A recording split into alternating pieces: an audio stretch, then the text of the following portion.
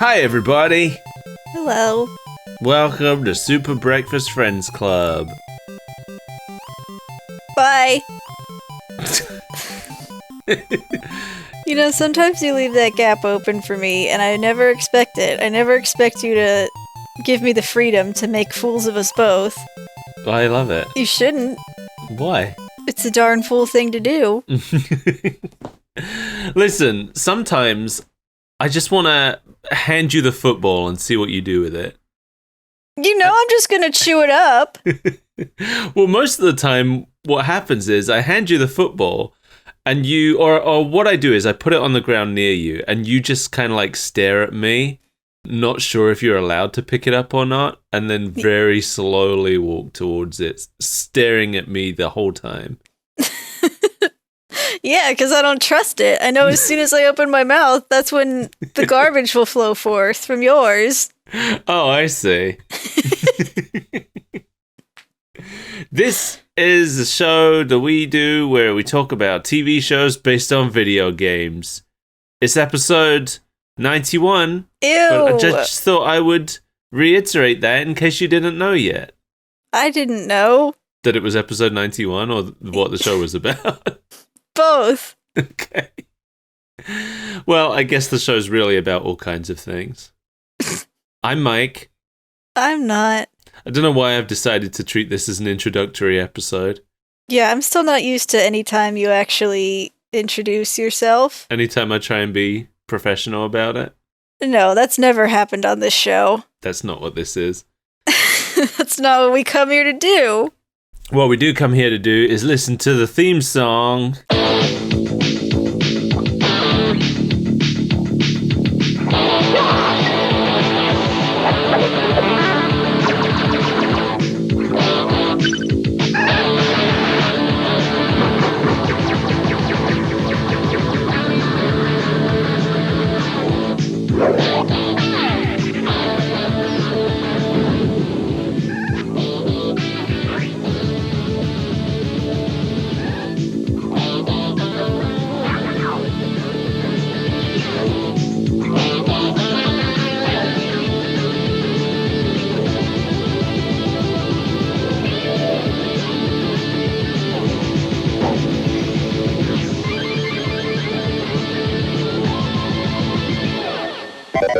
I'm pretty sure we're the only two people in existence that have watched this show. You think? Even the creators, even the team that worked on it, they've never seen an episode. What did you think of the theme song? Not a whole lot. I thought it was awful. Yeah, it wasn't great. I thought it was unbearable. It's just kind of a lot of Noise. guitar screeches. I feel old when I say that, but I was a child when this came out, and it seems like noise to me. It's like, it's cool rock music as envisioned by old people. That's exactly what it is. It's not even cool rock music. It's old people trying to emulate the noises of cool rock music. They're like, well, the kids love it when guitars kind of screech like this, right? Yeah, that's my favorite part. I keep hearing this word shred. Jimmy, shred 5 guitars and record them. Sir, I don't think I can fit a guitar in the shredder. We're gonna have to get one of those wood chippers. Does that count as shredding or chipping? Good question. You know, sometimes I do kind of like skimp on the research for this show. Because this is that professionalism we were talking about. Sometimes it's just not that interesting, or we're trying to crank one out fast before work. And, you know, this time I was kind of like forced to skimp on the research because I couldn't find anything. Yeah, this show doesn't exist except in the liminal space you dragged it out of. Yeah, it seems like it was created by Alan J. Bobot, head of Bobot Entertainment, the company that would go on to produce Adventures of Sonic the Hedgehog. Ew. No, we liked that one. That's the one. I can't keep them straight. Why are I there know. so many Sonic cartoons? I know. That's the problem. Whenever you have a heavily marketable character, everybody wants a slice. At least it's not as bad as Yokai Watch. What do you mean by that? Now, are we watching Yokai Watch or Yokai Watch with an exclamation mark at the end of it? It's a musical note. Sorry, how do I pronounce that? I guess you have to sing it. Are we watching Yokai Watch or are we watching Yokai Watch? Or Yokai Watch? Yeah, okay. Fair point. So this is, I guess you would call it a video game magazine show, but it's heavily focused on its cartoon segment, which is most of the show. Apparently they made more live action segments than they did animated ones, so there's some episodes where they just show a cartoon they've already showed before. Should we say the name of the show we're watching? Oh, it's Video Power. Yeah, I guess it wasn't in the... Watching Video Power. Listen, there's a thumbnail, there's a title. You know what it is. What if somebody has wandered into this hellscape unbidden? It's just popped up next in their playlist. They've just got their earbuds in. They can't reach the phone. They can't stop the noise. They're at the gym. They're lifting something and they can't put it down to go shut off the noise that is our voices. There's been an accident in the garage. The car has dropped onto them, but not in such a way that it's hurt them, but they can't move. And they have to wait there for someone, to come back. Jimmy went to get coffee.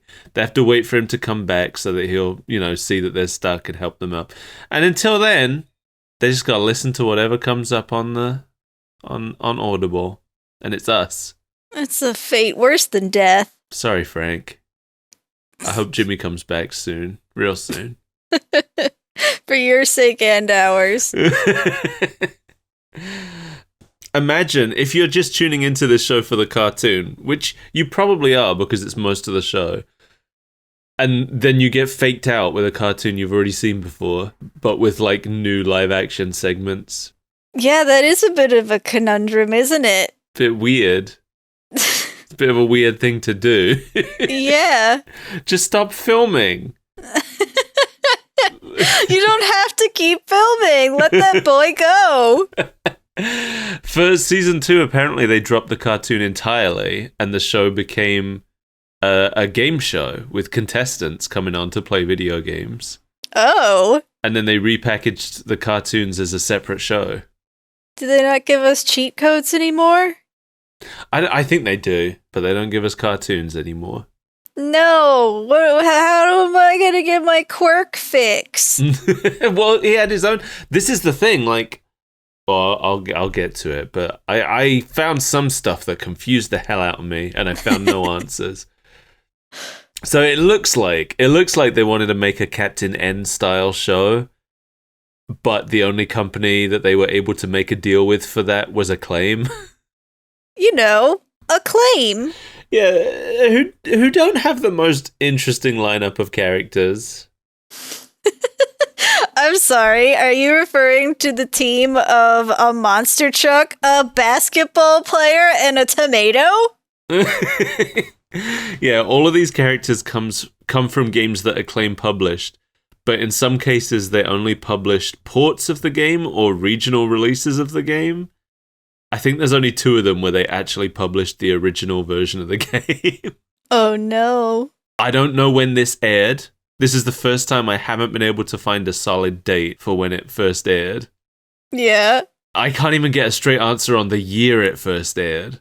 I told you we're the only people that have seen this show. It aired at exactly 3:33 in the morning on an old CRT TV between the static. Yeah. It seems most likely that it aired sometime in 1990, but I've also seen 1989 and 1991 listed as the air date for this, so I don't know. Nobody does. It aired in syndication, that's all I can tell you. Also, more confusion is in how many episodes there are.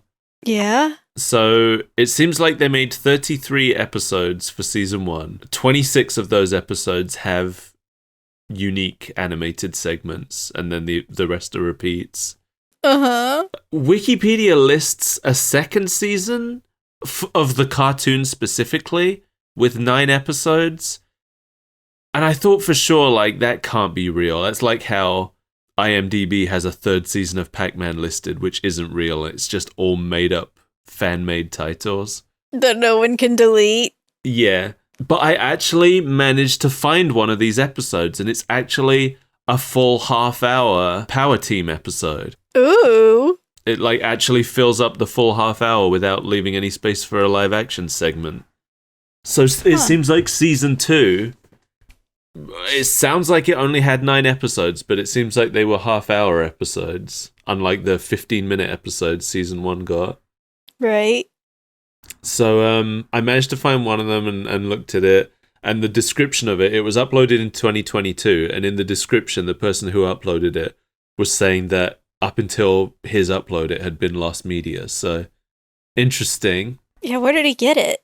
He just had it on it. The upload, it was on Internet Archive, and it was like a whole morning's worth of cartoons that he had found on a VHS tape and uploaded. So like there was a Darkwing Duck episode and stuff on there as well. Gotcha. And there just happened to be an episode of the Power Team in among them all. I feel like that's how we're going to end up having to preserve a lot of old stuff like that. Just find the one person in the world that recorded it on VHS. Absolutely. There's so much stuff like that. Like, that's how, if we ever find those other episodes of Saturday Supercade, that's how it's going to be. Yeah. There's no way. Like, what was it? Kangaroo that was missing, and maybe Pitfall was missing a bunch of episodes. I can't remember. I know Pitfall. Anyway, the animation for this show was apparently done by KKC&D Asia. I don't know what any of that stands for. Cease and Desist Asia? Yeah. That sounds cool. Apparently the studio was formed by Deke and former TMS animators. And I can see that. This looked very TMS to me. Yeah, it did. Apparently this studio also worked on Care Bears, Real Ghostbusters, Beverly Hills Teens. No, all your favorite shows. And Heathcliff and the Cadillac Cats.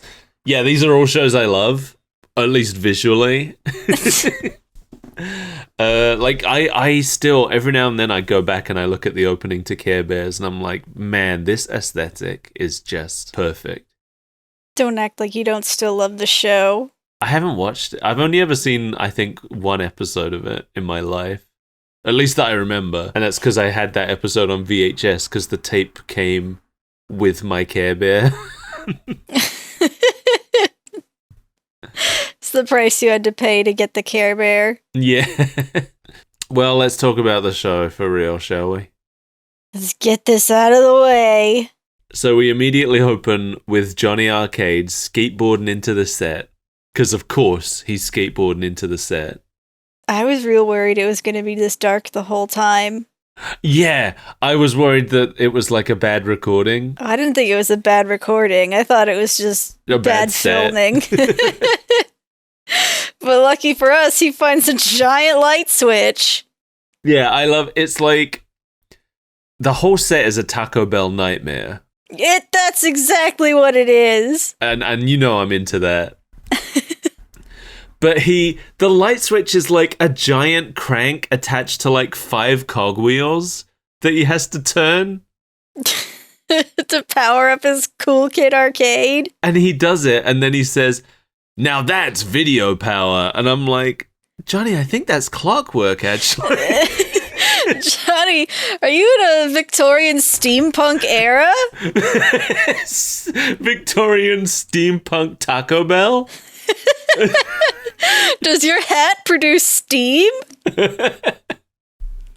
It's steampunk, but like the steam is replaced by Dorito dust. And instead of like a steam whistle, it's the Taco Bell ding. Yeah. Just nachos stuck to everything instead of cogwheels.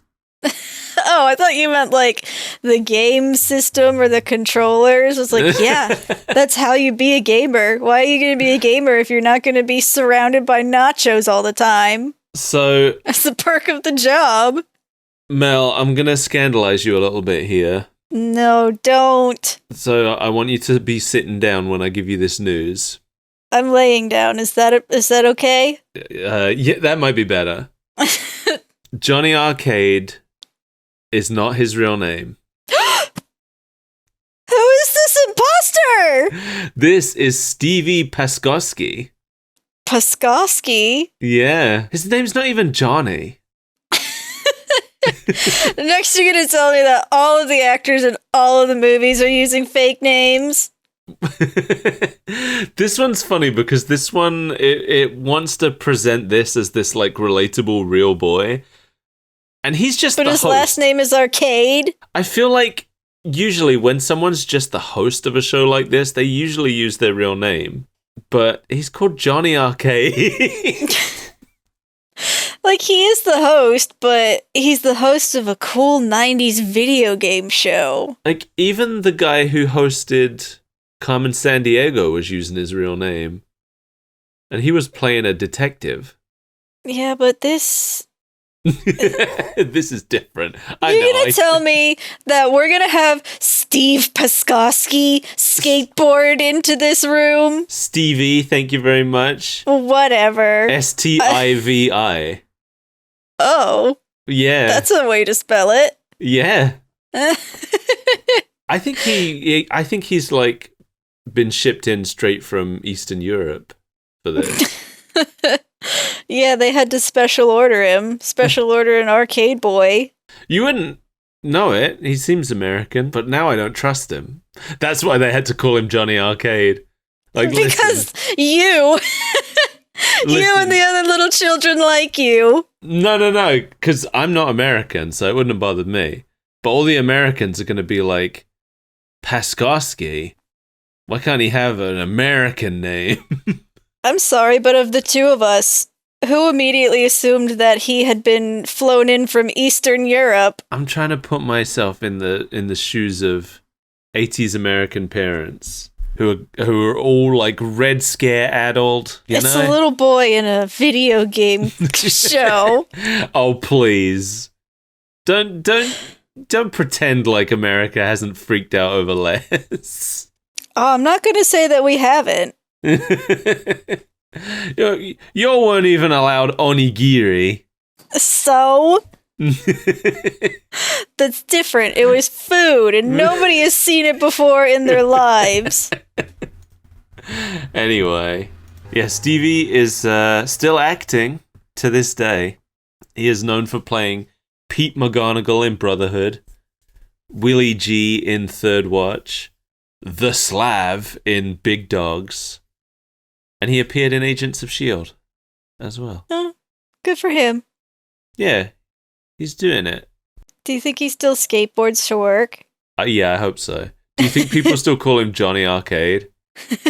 Absolutely not. I feel like he's probably tried to bury this era of his life. I wonder. You know what really got me? It was really clear through this whole thing that, I mean, obviously he's just reading a script, and it's clearly written by someone who doesn't really know what they're talking about. Mm-hmm. So, part of it, you know, maybe we just didn't have words for these things yet at the time. But he's like talking about how they're going to be talking to game inventors in their programming labs. I'm like, okay. In these beakers over here, you can see where they mix the pallets to make the paint for the video games. I'm trying to invent Donkey Kong. Oh, back to the drawing board. I'm gonna have to find another gorilla. By combining these two elements. by smooshing this gorilla into a teeny tiny size. And then he says that they're going to be talking to game counselors. Yeah. He says they're people who get paid to play video games all day. So I'm like, is he talking about testers? Right, a beta tester? Yeah, were they called game counselors back then? Because it sounds like therapy. Yeah. Here's our latest copy of Kwirk. We're going to need you to be real gentle with this one. He's a little frazzled after last time. It's okay. I think with the right counseling, we'll be able to get him through that hard crash in level 3. We just need you to document it if anything goes wrong, okay? He tells us so much about how we're going to be speaking to industry professionals and celebrities. It sure doesn't happen in this episode, but... No, I was really waiting to see one interview. Yeah. I assume later episodes actually do. Maybe this is the pilot and, nothing was prepared yet. Because if we do get some interviews, I feel like that's actually a pretty interesting thing to make a TV show about. Yeah, I agree. We had a show like that over here that was called Game Master. It didn't have a cartoon element. Didn't have Captain N? No, it was just everything else that this show is promising to be. Right. But it was actually doing it, whereas this show for now is just promising to. It was a good show. Did you give us the cheat codes at the end? That's true. On Game Master, they used to, because VHS recorders were so big at the time, they used to do, I can't remember what they used to call it. It was like an info blast or something, where basically they would flash up like loads of screens of information really quickly, and they would be like, right, get your VCR ready, tape this, and then, you can play it back and look at it frame by frame to see the cheats. And it was a really cool idea. I never did it. No, that sounds like a kind of convoluted idea. It was great. Like, if you were really a big nerd, I wasn't enough of a nerd. Because, generally all the cheats were for games that I didn't have, because I had, 3 games back then. Right. I mean, everybody had 3 games back then. I'm not judging. I only had, 3 games. I know you weren't. I was just saying. Because I said it dismissively of myself, so I was arguing with myself. Okay. But yeah, I was thinking about that when they were giving the cheat codes. I was like, I've never touched any of these games. These cheat codes are useless to me. It was Ninja Gaiden 2 and Revenge of Shinobi were the games that they had cheat codes for. He actually pronounced Gaiden correctly, which really surprised me. Instead of Gaiden? Yeah, I'm used to hearing people say Ninja Gaiden, which is wrong, obviously, but... So when this guy, who doesn't really seem to know what's going on, says it correctly, I was like, oh, all right. Maybe he has some gamer chops after all, and you're just being dismissive because you don't trust him for being European. Maybe. I read reviews of the second season where it's him and someone else hosting a game show, and every review I read said that it was very clear that the 2 hosts had no idea what they were talking about without their teleprompters. So that's coloring my opinion. Oh, fine. So you have insider knowledge. Yeah. But that's still just people's opinion. I didn't watch it, so I don't know. So right here where I'm waiting to see some of these interviews we've been promised, he instead spends a solid couple minutes just explaining what a cartoon is to us. Yeah, I wasn't sure what they were at first, so I really appreciated this segment. Yeah, if you're watching this show, we know that you know what video games are, but you might not know what a cartoon is. That might be new to you. I know it's the 90s, and it's kind of hard to not know what a cartoon is at this point. And to know what video games are without knowing about cartoons is a bit of an anomaly, but here we are. Here we are. Shut up, Johnny Arcade, and show us the cartoon. It was what I was thinking. Well, he shows us his cool basketball skills. Yeah. He's got a basketball hoop with Mr. Big's face on it. Uh-huh. Like a dartboard, but less effective. I feel like that's the only character from the cartoon that makes an appearance in the live-action segment, and it's the villain. Yeah? Anyway, the Power Team has its own opening sequence. Oh, Should we play it? I guess we have to. Let's play it.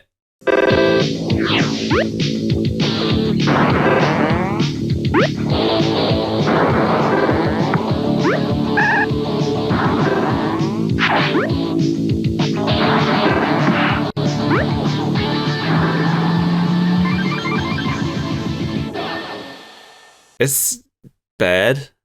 It's equally bad. No, it might be worse than the main show theme.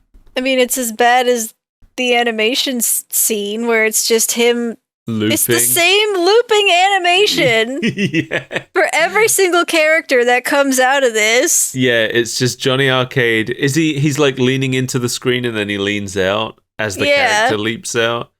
Leaps out is very generous. Okay, as the character sprite slides out of the screen. Often divorced from whatever is actually happening. Yeah. Yeah, so this episode is called Yes, We Have No Tomatoes.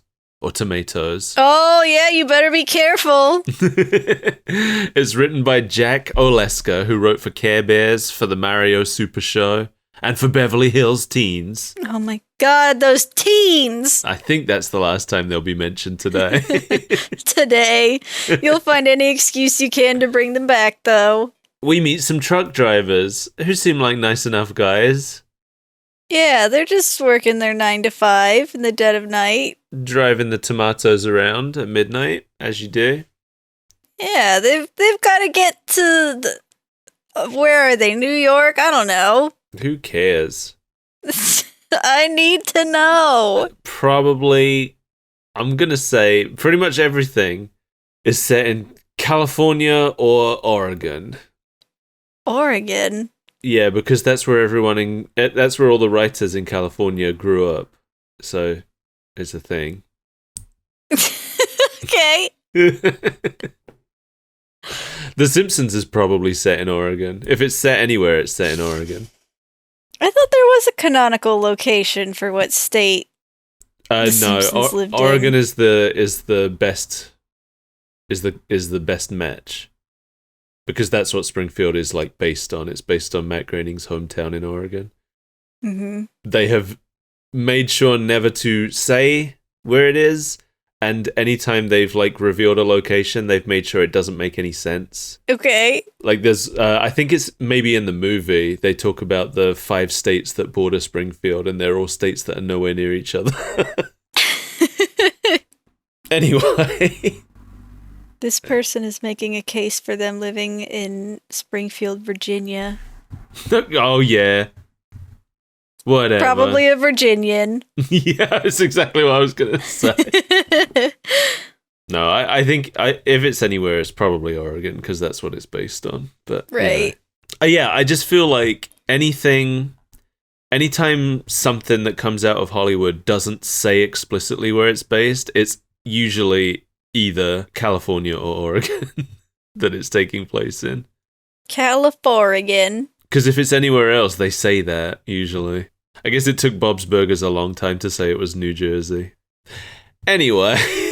These tomato boys. These tomato boys see a dead man in the road.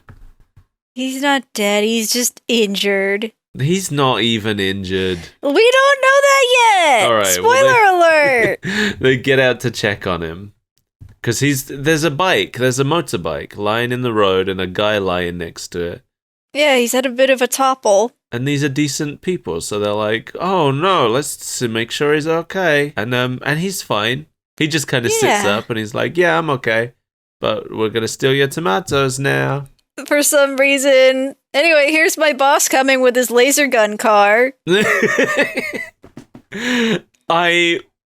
Okay, first of all, here's Mr. Big. He wants to steal all the tomatoes. which he pronounces the British way for reasons that are not explained because he's clearly American. Yes, we got lots of tomatoes. Maybe that's just the way he learned it. You don't know. I mean, it's clearly just here to make Kwirk angry later on. But it feels so strange. Like, it felt really forced that he pronounced it that way. Yeah. I'm going to be honest, I didn't even notice he pronounced it that way until Kwirk got mad about it. I did. I noticed immediately. Mr. Big is played by Richard Newman, who we know him from our past. He's the voice of Tyrone in Darkstalkers. Oh no. The big red glowy guy. Because Tyrone wasn't a big giveaway. He played Flaming Fire Hot Man. Well, listen, I just want to make sure that we're on the same page here. Okay. Mr. Big is the main villain from Narc, an arcade game by Williams Electronics in 1988, which Acclaim had nothing to do with, but they published the NES port, which was made by Rare. This is not the first time we'll be hearing Rare's name in this episode. Their fingerprints are all over this. No. I was very disappointed to see that he wasn't just a giant head on wheels that spat tongues at you. Yes, me and Mel, when we first decided to cover this show, the first thing we did was watch a playthrough of Narc together. Because Narc is the game most prominently featured in this show. The main villain is from Narc. One of the heroes is from Narc. And it's so weird. It's so weird that they're from Narc. Because it's a hyper-violent, weirdly sexual game? Yeah. Narc was a game, I believe, made in protest of the rules around like drug depictions in video games at the time. During the winners don't use drugs era of video games.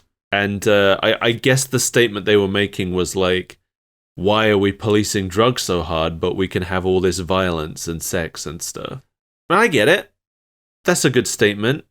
Yeah, they raise a good argument. I don't think it's a very good game. I do. I think it's an excellent game. Not to play, but to look at with my eyeballs. It's a sensory overload. There's a lot going on. You know, and in that way, I think this show does capture that element. I thought this show was kind of a sensory overload as well. There's certainly a lot going on. Yeah, I guess it's not a visual sensory overload so much. The colors are very muddy. It's very dark and dull to look at. But it just moves really quickly. Yeah. Like halfway through the episode, I was like, have I been watching this for an hour? What's going on? So here's my question in this specific scene, right? Mm-hmm. They're stealing the tomatoes. Well. Later on, we find out why they're stealing the tomatoes, and the motive does require that they do, in fact, recover the tomatoes. Right. But here... He laser blasts them? He gets into the truck like he's going to drive it away, right? I'm pretty sure he got into the truck.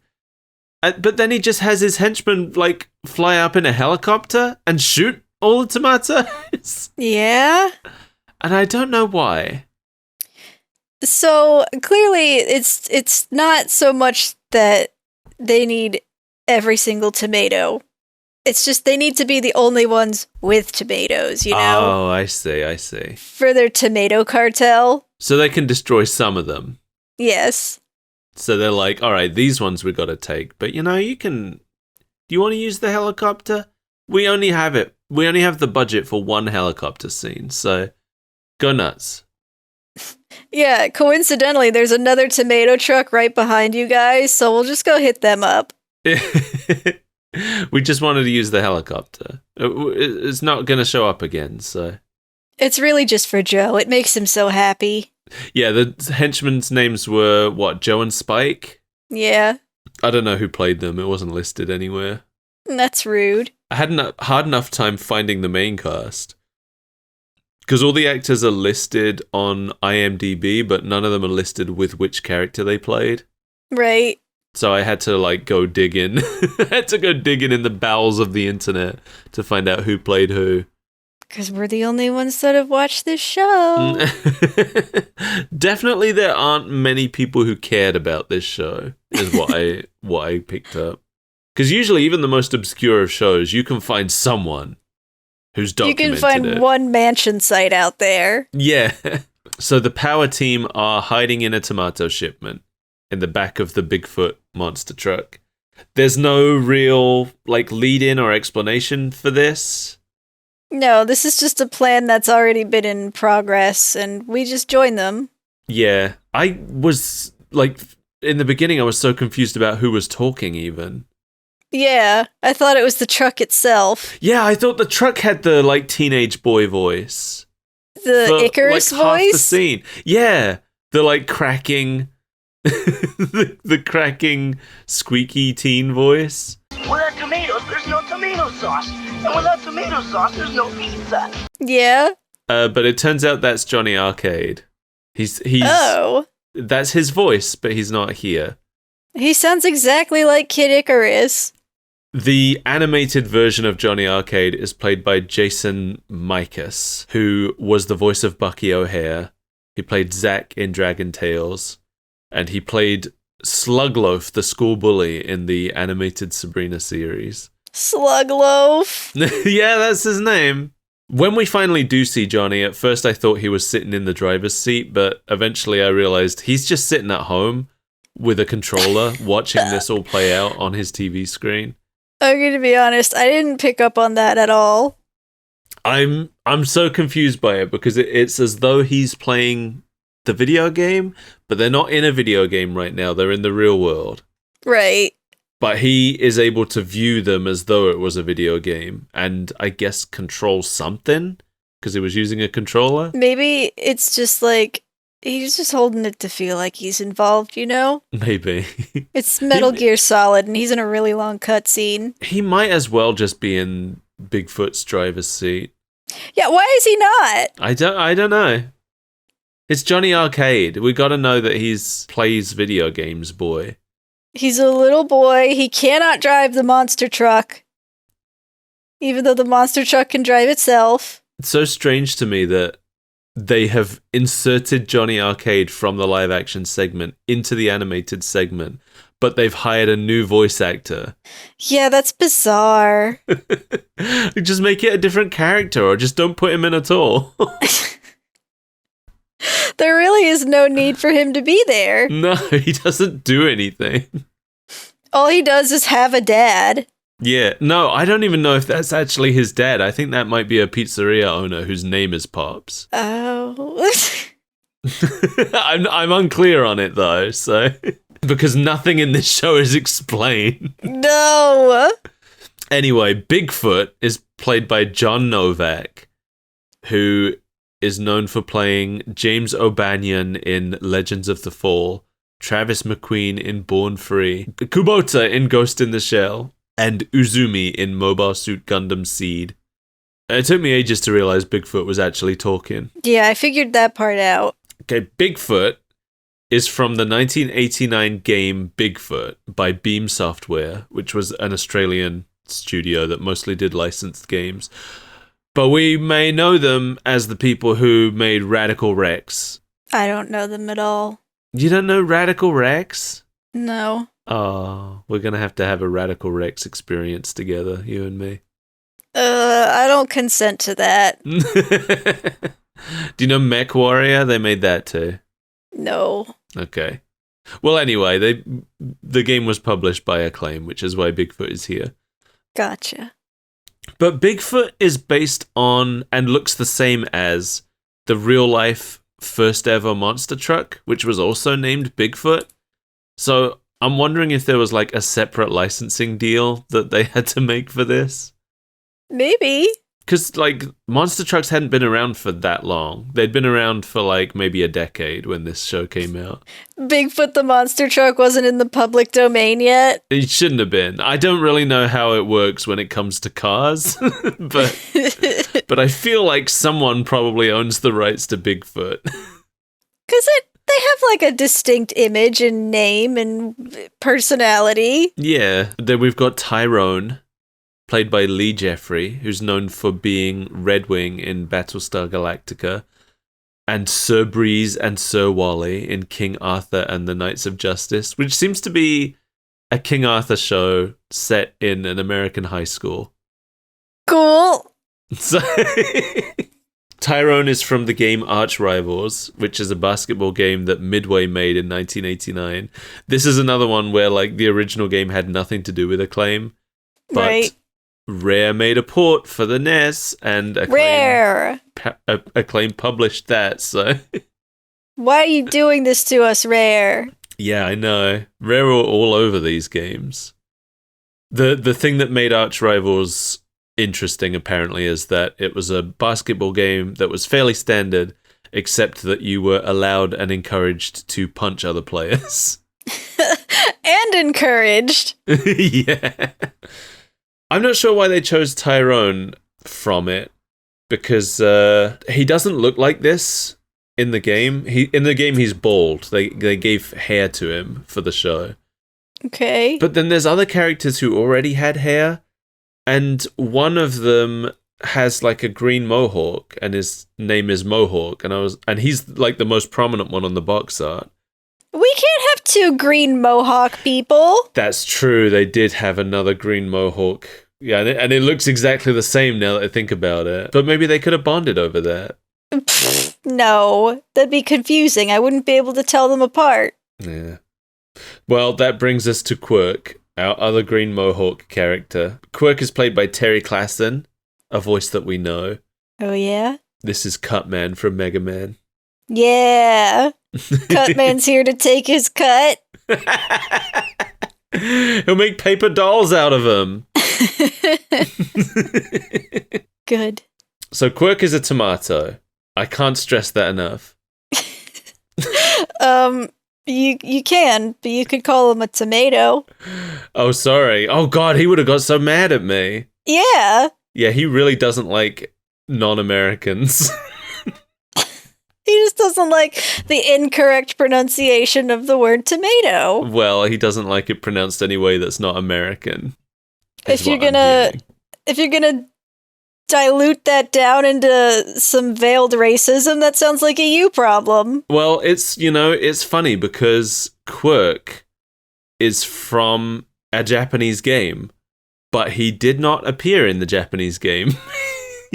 He's the US replacement of the original Japanese character. Oh.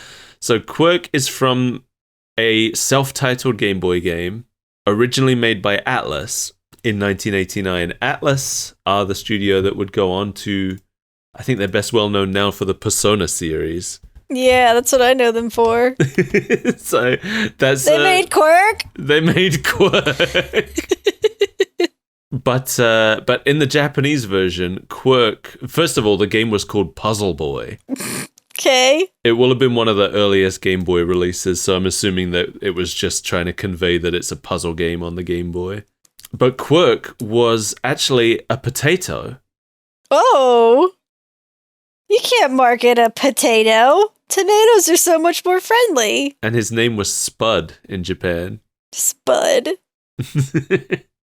But yeah, when Acclaim published the English version in the US, they had Spud changed into Kwirk. I don't know why, but I like the design of Kwirk. This cool mohawk tomato. With sunglasses, it's so painfully 90s. It's very 90s. It's like I want a Kwirk plushie. He looks like the cool cousin of Cool Spot. He does. I don't like him as much as Cool Spot. If you said to me, do you want a Cool Spot plushie or a Kwirk plushie? I'm gonna go with the Cool. Or maybe I'll go with the Kwirk, because Cool Spot's not really plushie shaped, is he? We had a Cool Spot plushie when Really? we were younger. Yeah. God, you're so I mean, they lucky. make him. They made him a little thick, but you could tell who he was. We didn't have that much Cool Spot stuff here because he wasn't the 7-Up mascot here. Over here, he literally just existed for his video game. That's all. I just knew him as a I just knew him as a video game. I didn't... Even though, looking back, the game opens with him jumping out of the 7-Up logo. Mm-hmm. But I think they edited the bottle so it was literally just a white label with a red dot on it. And the 7-Up logo was gone from our version of the game. What a sad way to live life. Yeah, it was weird. I wonder what he's up to these days. Cool spot. Yeah. Languishing in IP hell. I think he's on a beach. Yeah, that's IP hell. It's a plastic beach. It looks like the European version. It's a message in a bottle that he's on. That's right, yeah. I'm trying to find a picture of Japanese Kwirk. Oh, here he is. Oh, he's pretty cute. That's what Kwirk looks like in Japan. Yeah, that's a potato. That's a potato. I like him. His girlfriend's still a tomato in the Japanese version. They didn't change her. Anyway. Tyrone. No, Kuros. Oh, I never caught his name. Yeah, I don't know if they ever said it, but I can tell you right now it's Kuros. I think Johnny Arcade said it, but I was like, what? He pops up and he does so much exposition. I'd hate my archenemy, the evil wizard Malkiel, to see me like this. I kind of loved it, because that's kind of what I expect from an extreme fantasy character like that, you know? Yeah. So, to give some context, he really wants to talk about his main villain and let us know that he has a main villain. There are episodes where his villain is the villain of the episode. Mm-hmm. So they kind of alternate between Mr. Big and whatever the hell his villain's name was. It sure seemed out of place in this episode, since that villain doesn't appear in this episode. Right. But he just wants us to know. It's like, by the way, I'm a serious video game guy too. I have a villain. Just because we're fighting Max Force's villain today doesn't mean I don't have a villain too. Right. He is played by Michael Donovan, who we know quite well. He's the voice of Dimitri in Darkstalkers and Eggplant Wizard in Captain N.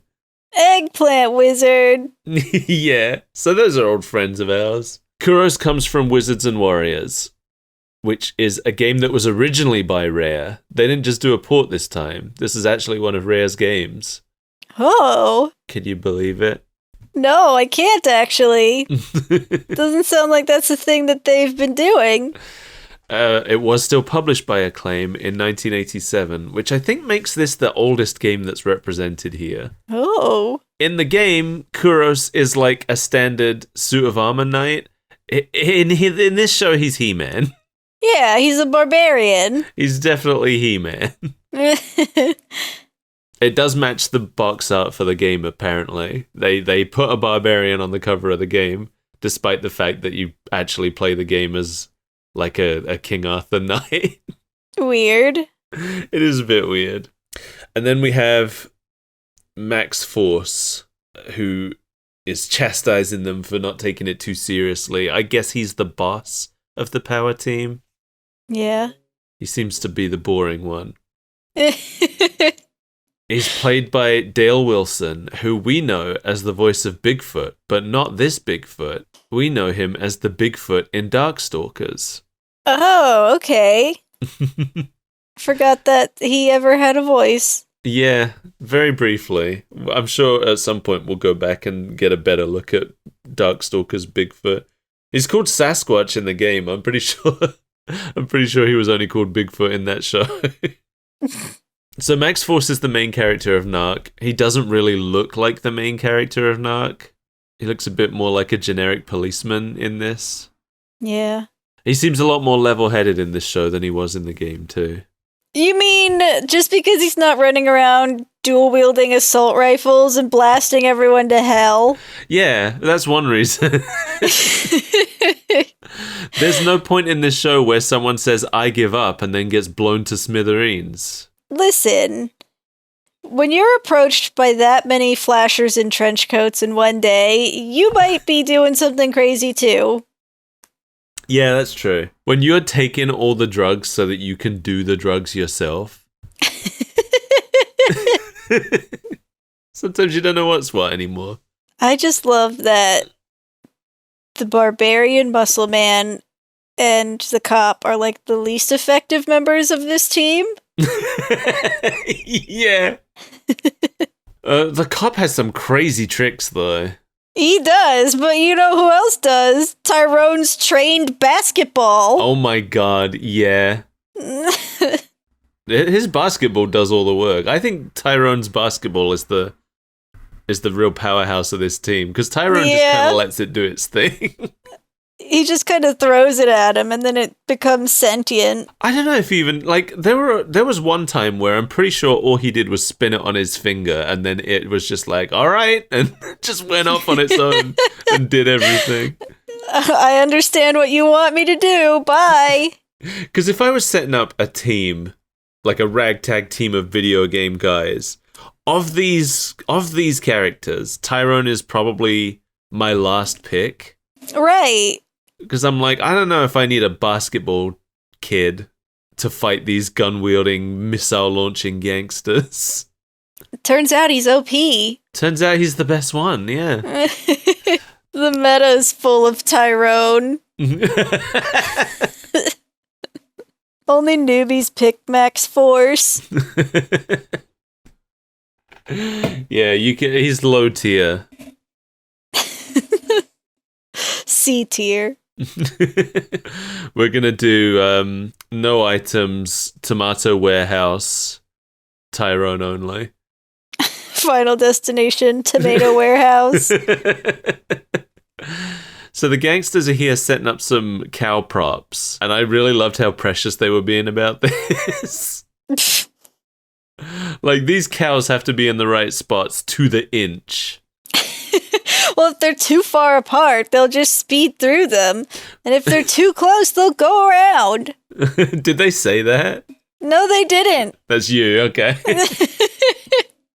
Thought maybe I missed this explanation. Right, this show tells us nothing except that.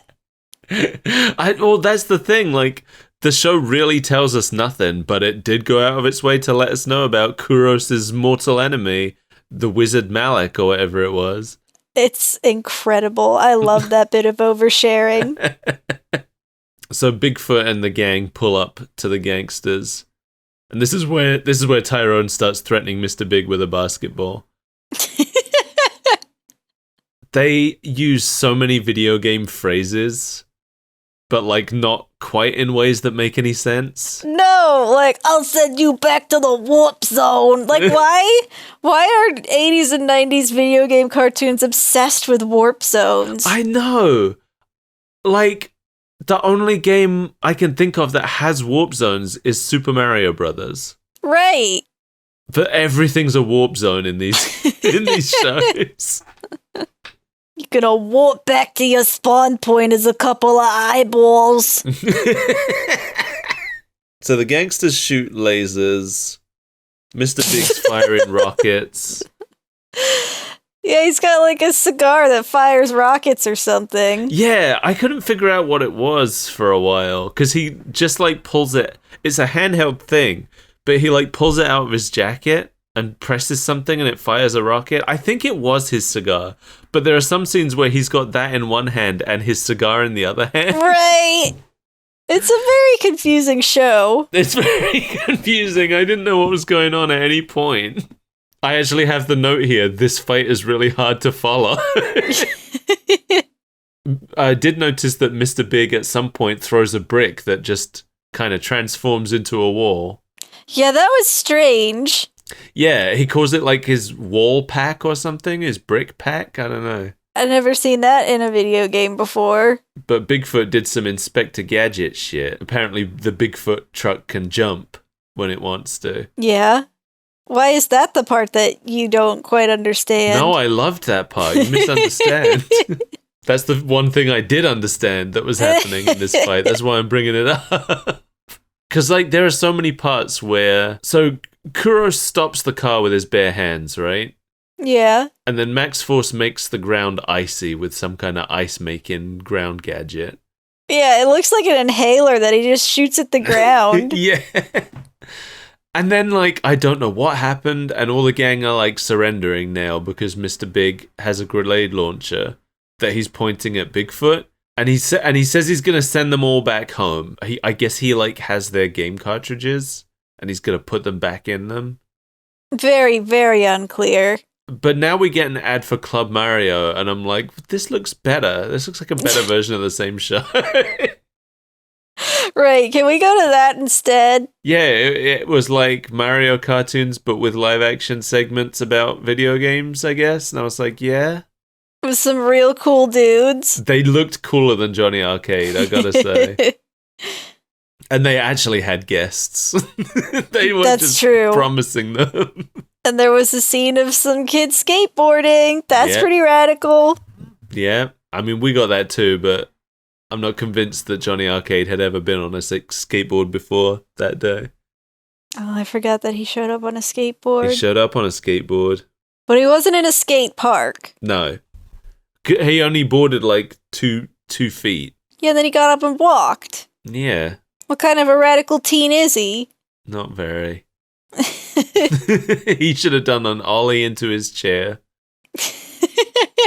So yeah, Mr. Big has their game cartridges, and he's going to use them to send them home. He says he's going to find Kwirk later, because Kwirk, although he was in the truck, he hasn't actually showed up to the fight yet.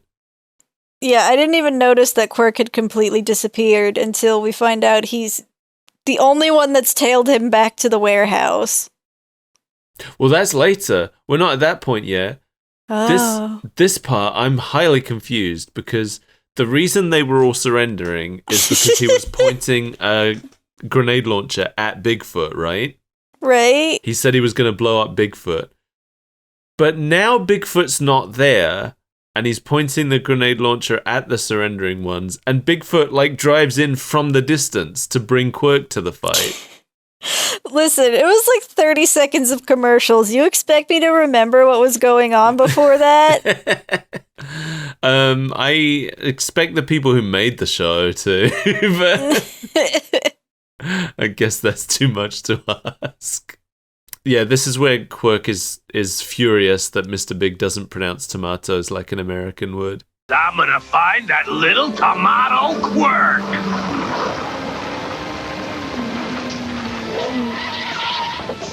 Hey! It's tomatoes, you jerk! It's a little weird. And pelts them with tomatoes until all the gangsters run away. I don't know, is he like on the side of the tomatoes? Yeah, I feel like wasting tomatoes like that would be something he'd be against. Yeah, he's using them as weapons. Aren't they his friends? I don't know how it works. No, nobody does. When the heroes laugh after the gangsters run away, they looped the laugh once. Yes, they did. I guess it wasn't long enough. Why didn't they just tell them to laugh longer? This is the kind of thing that was probably done in post, where they were like, no, there's half a second. We're half a second short. Can you extend this by half a second? And they're like, we'll just play the laugh twice. Those kids won't notice. But like, yeah, the gangsters had run away, and the heroes are like laughing in celebration. But then the gangsters are back, and there's more fight that happens for a little bit. Did they have two cars? I don't know. I'm very confused. Yeah, me too. But Max Force pushes a button on his belt, and then like one of the squares on his bulletproof vest just launches as a projectile and hits Spike in the face. It was the dumbest thing I've ever seen, and I loved it. And meanwhile, Tyrone is forcing Mr. Big to do circus tricks on his basketball. Yeah, that was fun. It was fun. Not as fun as what happens later, though. I'll tell you about my favorite part when we get to it. Okay. So Spike comes by and he picks up Mr. Big, and they escape to the tomato warehouse. I think they left Joe behind. That's why I'm like, do they have two cars? Because Joe has just been gone. But then he gets out of the car, and then he says to leave Joe behind and have him walk. Yeah, he says leave Joe behind and have him walk, which I thought was going to lead to something, but it doesn't matter, because in the next scene, Joe's back with them anyway, so it doesn't matter. It's like they know that they goofed, but instead of reanimating anything, they just said, he's fine, he'll walk it off. Yeah. Like, I thought that meant, like, the heroes are going to get to interrogate Joe, but no, they don't bother. They just, I don't know what they do, actually, because we just suddenly cut to Kwirk on his own in a trench coat in an alley. I don't think they would have gotten very far anyway, because on the scale of video game henchmen, Joe is pretty down there in dumbness. He is. He might be my favorite character, though. Yeah, I mean, in this, probably. But, like, it's one of those things where they work so hard to make him so dumb. I'm like, but why? I know. This is the point. So now Kwirk is on his own. We're getting some Kwirk focus here. Kwirk is actually the most focused on character in this episode. It is a tomato episode. I know. That's what I started thinking. Is this episode only about tomatoes so that there's an emotional hook for Kwirk? Probably. Even though he's using the tomatoes as projectiles, so he doesn't care that much. Anyway, we finally get the plan explained to us. We still got all the tomatoes. The pizzeria owners will have to deal with us if they want tomato sauce. Right, Spike. And we'll charge them 10 times what they're worth. We're gonna hit them with Hoyts in the pizzerias. Specifically pizzeria owners, though. Nobody else. I do feel like they probably use more tomato sauce than most places. Probably. But I use a decent amount in my paschetti. Okay, well, when you open a business, then you can suffer under the tomato shortage. Okay. Thank you. That's all I wanted. So yeah, they're going to gouge the tomato sauce prices. Very good plan. Right. That's what you get into organized crime to do. I see why they call him Mr. Big. He's got big ideas. Got a big thick head. He does. He does. He doesn't look that much like the one from the game. No, I wouldn't have recognized him. They have weird heads in common, but it's a different kind of weird head. It's a different brand. Right, instead of being long with like a tower of chins, it's wide and jowly. Yeah. But they still got a lot of weird folds. Yeah, you can hide all kinds of secret cigars in there. Oh, that's probably what he does. I looked up footage of Kwirk, the game, and it is a game about pushing boxes.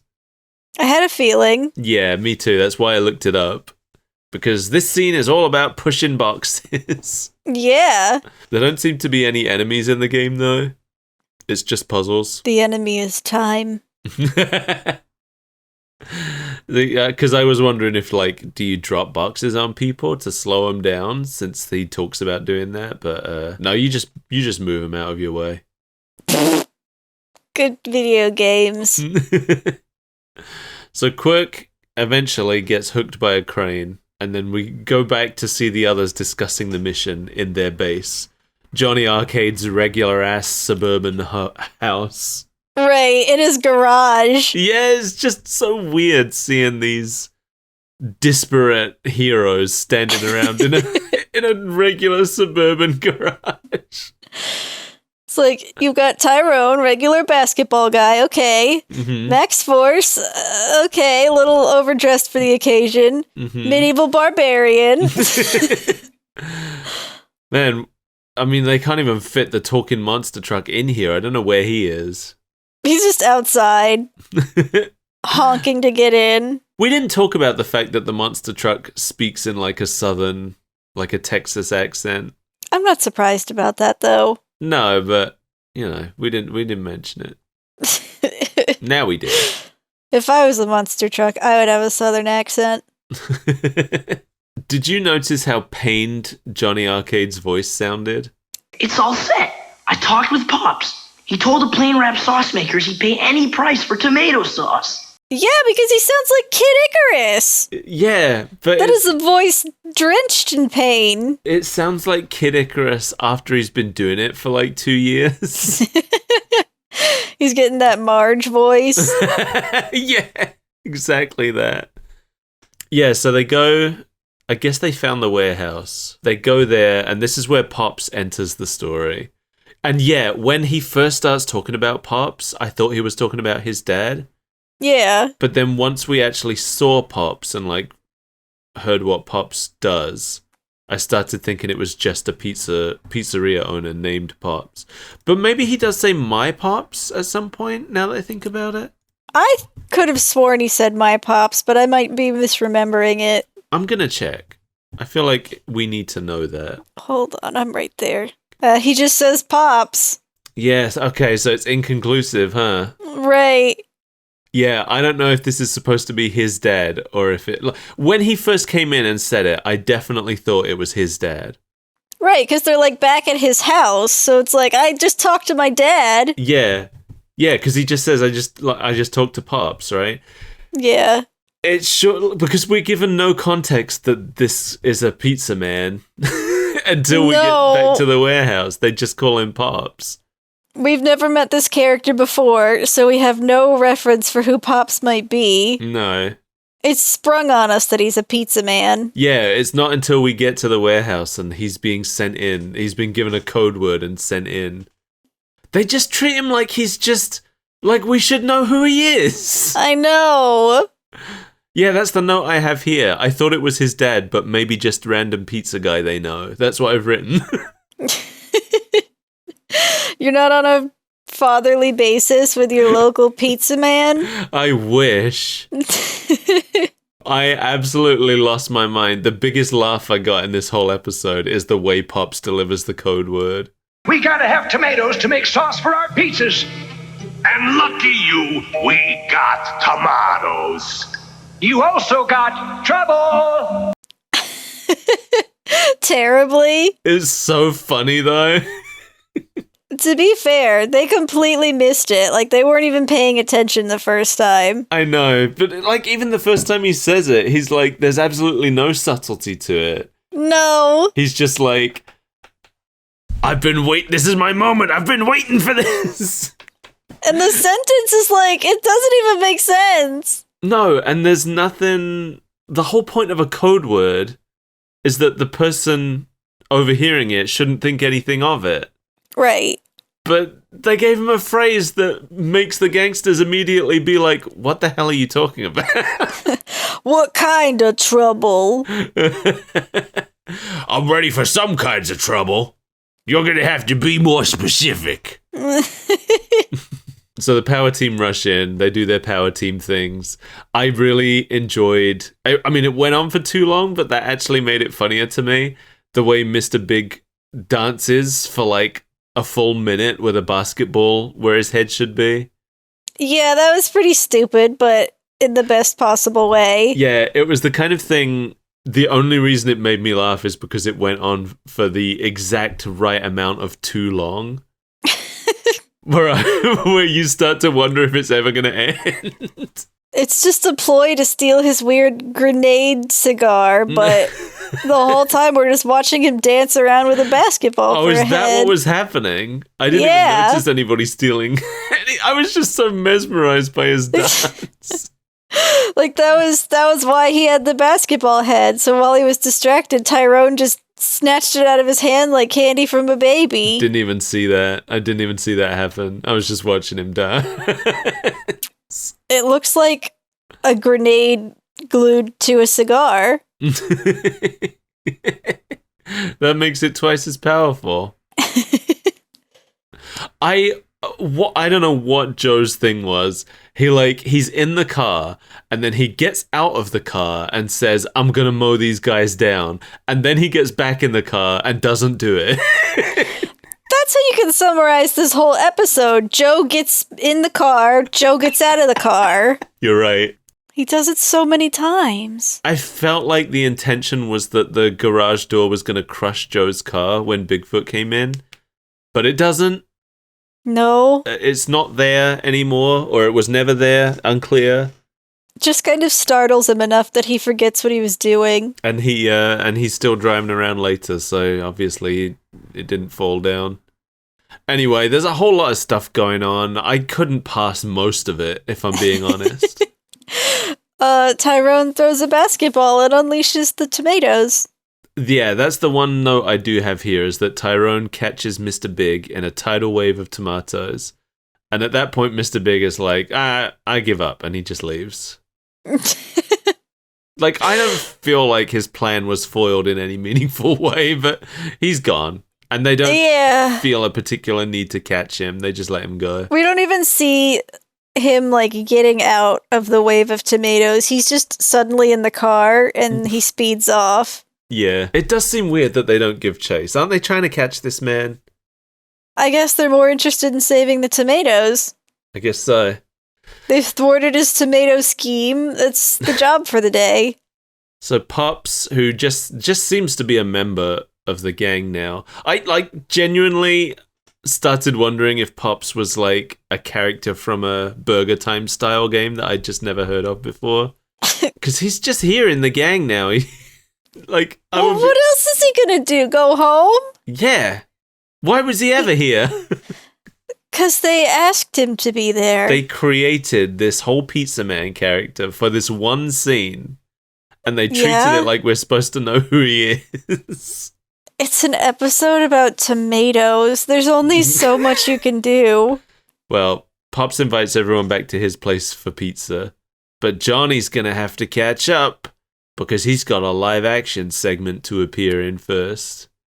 Catch up! Oh, I get it. Oh, I don't. I just had a thought. What if the reason that these are such rushed fever dreams is because every episode was made as a half-hour episode, and then they cut 15 minutes out to fit it into this show? Oh my god. No way. No, you don't think? That's too inefficient. I mean, I saw some people claiming that there are 65 episodes of the animated series and that, like, most of them just never got aired. Yeah. But I feel like if that was true, they wouldn't be repeating them, right? You would think. I don't know. Man.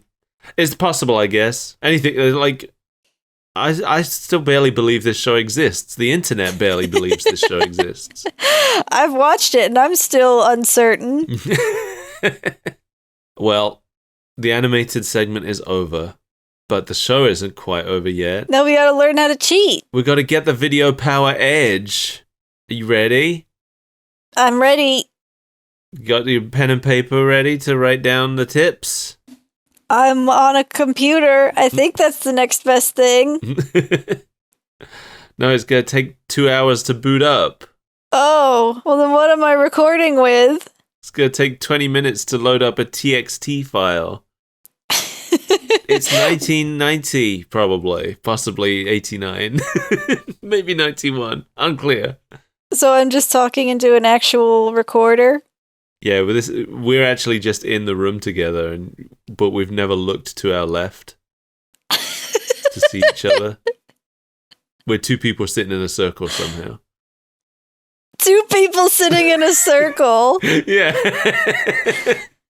So that if we both look left, we see each other. Stupid. You rotate your head entirely backwards. That's how, if we ever have need to submit a description of ourselves for something, can we just submit two people sitting in a circle?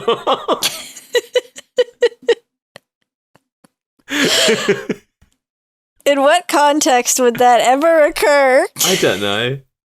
I've had to do it for myself before. I've just never had to do it with you. But didn't you also have to provide a picture? Yeah. How are we going to provide a picture of that? We would just send the Super Breakfast Friends Club logo. But without our faces in it. I've never sent a real picture of myself. It's always... That's how me depicting myself as a skeleton started. Have I told you this story? I definitely haven't told the show this story. The first time I was published in a book, they asked me for a headshot and everybody else sent in photos or self-portraits. It was like an anthology book that I'd worked on. and I sent them a drawing, a black and white drawing. It was a painting, a black and white painting that I did of a skeleton wearing sunglasses, a black hoodie, pointing at the camera, and I drew a speech bubble that said "Yo." Why was that not acceptable? And they refused to print it. That sounds like a self-portrait to me. I guess because everybody else had done nice self-portraits or nice photos, and then I just send them this cartoon skeleton painting. You just make a mockery of the whole thing. So instead they just printed a question mark where my picture should be, and I'm like, how is that better? Like you missed school photo day? Yeah. I don't think that's better, if I'm being honest. But then the next time I got published, I was like, I pulled the same picture out again, and I was like, can I use this? And they were like, hell yeah. I was like, yes. What a loser. I think it's because the first time was university affiliated, and they were too precious about this stupid comic anthology. But anyway. Yeah, Johnny Arcade now. Did you notice he's just reading tips out of a magazine? Our first tip is from Game Players Magazine. I mean, where else do you get tips from? It's so funny though. At least he credits them. I'll give him some props for actually crediting the magazine. But it's so funny to me that this is the Video Power Edge. Let's read from this magazine that you could have bought. Yeah, but they probably didn't buy it. And then there's all those other kids that just don't know where cheat codes come from. It's just the fact that because I used to read those magazines back then, and they used to have people on staff whose job it was to play all these games and find the hard parts, and then actually write things that would help kids get through some of the harder parts of the game. And it's really funny to me that this show was literally just these people have already done the work. Let's just read what they wrote. I wonder if this is what the show will always do. I wonder if every week it's just, let's check a magazine for some tips. It's just content aggregation. Yeah, basically. So he tells us how to get a difficult one-up in Ninja Gaiden 2. And then he gives a cheat code for Revenge of Shinobi. And then I guess he just explains how to beat one of the boss fights. Was that a boss? I couldn't even tell. No, me neither. I haven't actually played Revenge of Shinobi. Just kind of looked like a regular enemy. It was just kick the train until it blows up. But don't get zapped. Keep on crouching and kicking the train. No, you don't get zapped. That's true. You gotta not get zapped, everybody. That's the important part, or else you die and make a fool of us all. That's the Video Power Edge. Yeah. Don't get zapped. Kick the train. So he asks people to send in letters to the address at the end of the show so they can make content out of the letters. But then he says, see you tomorrow. Did you notice that? Yeah. Was this show daily? I don't know. There's no way that they were going to get letters by the next day. Maybe they knew that this show was going to get rerun. So they just preempted that. Maybe. Yeah, because that's what I was thinking. If this show was daily, then that means the first season only had enough episodes for a month. That can't be right, can it? It has to have been weekly. Maybe they had a weekly episode and they reran that one episode every day for the week. That has every to be day it. Until you like it. Every day until you buy Kwirk. We don't care about those other guys. It's Kwirk who needs you. Please stop showing Video Power. Not until you buy Kwirk. We have to feed the Atlas until they give us Persona. That is what the prophecy foretold. Oh, was Persona out? Well, Persona won't have been out, but was Shin Megami Tensei out already? I'm gonna look it up. I don't think it's that old. I think Shin Megami Tensei is. Yeah, 1987. Wait, what are you looking at? I got October 30th, 1992. The original game, Digital Devil Story Megami Tensei. Oh. On September 11th, 1987. So Atlas were already, it wasn't Persona yet, but what would become the Persona series was already in full swing. Yeah, so you have to feed the machine until it becomes strong enough to turn into Persona. Yeah, I guess so. Feed it, Kwirk Box. I guess we're done. You're telling me there's no legacy? I don't think there's any legacy. I don't think any of these games got another sequel after this. And I'm going to go ahead and say that it's this show's fault. Yeah. Johnny Arcade killed Kwirk. There was another Narc game, but I doubt very much that it used anything from this.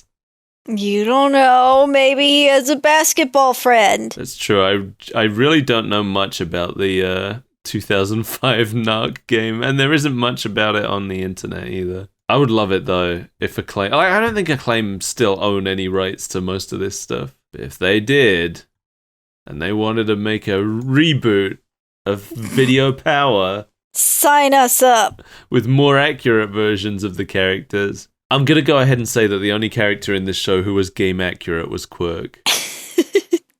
And only the American version. Because I look at the front cover of the Kwirk video game, and it's this guy. It's him. Yeah. But everyone else I don't recognize. Except Bigfoot, I guess. I keep thinking you mean the Bigfoot. I do mean the Bigfoot. The Bigfoot monster truck. No! It's not the Bigfoot. When can we have Bigfoot versus Truckosaurus? Well, which Bigfoot? Yes. No. It's the Bigfoot monster truck driven by Sasquatch. No, I want to see Sasquatch bare knuckle brawl Truckosaurus. Well, that's the final round. The bonus round. Yeah. When Bigfoot gets destroyed. When he crawls out of the twisted metal. Yeah, and he eats the mega mushroom. Did you like this show? No. No, me neither. It's a bad show. It's not great. Did it make you want to play any of these video games that it was advertising? No. No. Maybe Kwirk. No. But not for the right reasons. I would maybe want to play Narc, but not for the right reasons, and it wasn't because of this show. Actually, if I'm being honest, I did watch a decent chunk of a playthrough of Kwirk, and the whole time I was like, is this what the game is? You kick boxes and you move? You just push boxes around? It's like Adventures of Lolo without the fun. Yeah, I think I'll pass on most of those. It's like a game for old people. Sudoku. Anyway. Okay, moving on. I don't think there's anything else to move on to. Should we just go? Can we leave? Are we free? Thanks for joining us, everybody. If you're a huge fan of Video Power, sorry. Yeah, I didn't know where you were going with that line of questioning, but it couldn't have led anywhere good. No, we're just like Video Power. It led to a game show? Oh yeah, I guess. Maybe we'll come look at that someday. We gotta at least look at an episode that has Kuros' villain in it. I keep thinking you're gonna say Kuropeko. Kuropeko. We gotta go look at an episode of Monster Hunter Stories that has Kuropeko in it. Yeah, we already saw one. Oh yeah! You're right. It just didn't do anything. Case closed. It was essentially a chair. Yeah? That's what Monster Hunter Stories is. I guess so. No, it's not. Don't lie to me. They fight Monsters alongside is you. chairs. Monsters is chairs. You're thinking of Monster Hunter City. But it's like SITTY.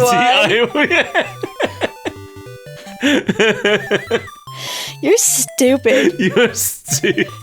Deeply and profoundly stupid. You're the one who puts up with me. So what does that I make don't you? have a choice. You I'm have a trapped. choice. I'm trapped in this abusive relationship where you force me to watch bad cartoons. It's not abusive for both of us. No. No, it's not. Thank you to Mark Kelly and Jamie Core, our Patreons. For helping keep me confined here eternally in misery. Well, now I have to leave in all of that stuff. Yeah. Trying to hide your crimes from the audience. If you'd like to join Mark Kelly and Jamie Core in becoming props in our domestic troubles,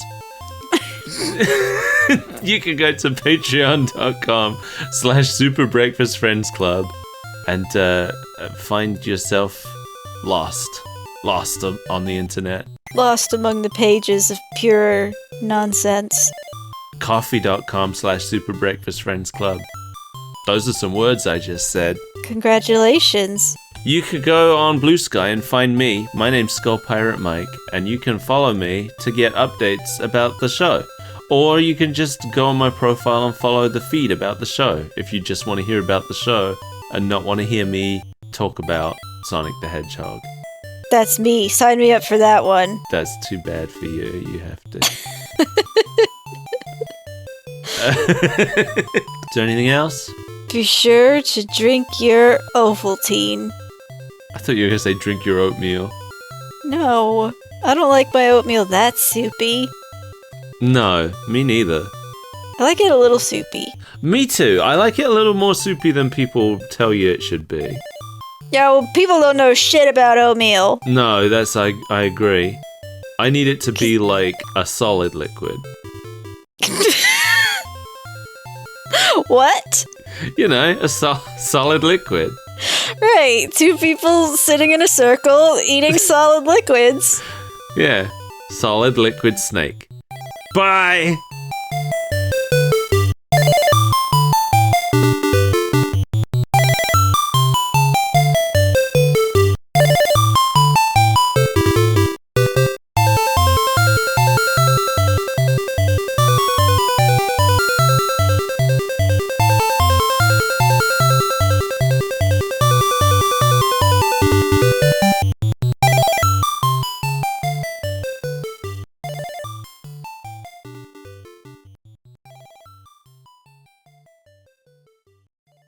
It gets worse every week. Why?